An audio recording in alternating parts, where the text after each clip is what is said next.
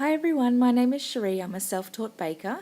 Today I wanted to show you how I assemble an apricot meringue torte. Previously to this, I have made and baked 3 identical in size meringue discs. I also boiled down dried apricots with water to create my apricot paste.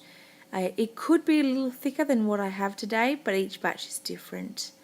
I also toasted some shredded coconut to create just a very thin layer on here.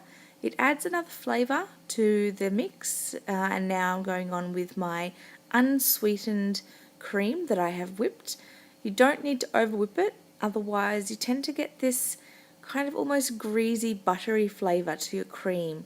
So you want to whip it enough so that it's going to hold its form, but certainly don't over whip your cream. So basically it consists of layers, this torte. So meringue, apricot, coconut, cream, and then repeat.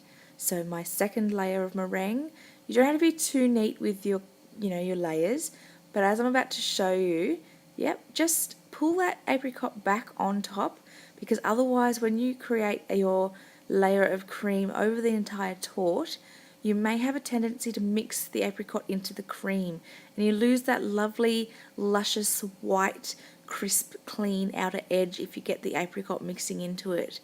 So again, it goes the meringue, apricot, coconut, cream. So now I'm going on with my second and last layer of cream before I put my last layer of meringue on. When you're layering your cream, don't be too concerned if it starts to overflow over the top of the layers of apricot and meringue, because the more you get over the edges, it actually makes the last process a lot easier.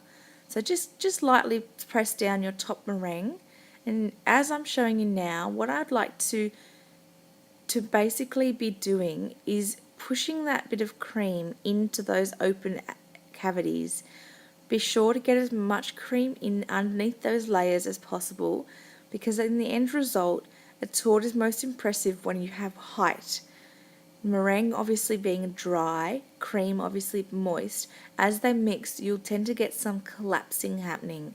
So the air cavities, if they're not filled with cream, you tend to get this funny kind of concave effect where everything starts to sort of fall inwards. So the more cream you can get pushed into those open cavities, the better, and it'll tend to hold itself higher. Cream as it tends to sit, it sets slightly, so it will firm. As you can see, my cream is it's not really overly whipped, which again, I'm impressed that you don't over whip your cream. So as it sits, it will set and hold its form. But just make sure you get a nice crisp edge. I find that the straighter your edges are, even though I'm creating a round cake, but the edge between your side and your top surface, make sure you get that nice and crisp, and it certainly looks a lot more impressive. So just going around, spreading my cream, making sure that there's no patches where the apricot or especially the meringue is still poking through. If you don't create evenly sized meringue discs, you'll have a tendency to get those sort of bubbles of meringue coming out through the cream. So just create nice little flat surface, and you're basically done. So if there's anything else you'd like to see, or if you'd like to know more about it, let me know and I'll help you out as much as I can. Thanks for watching. Bye.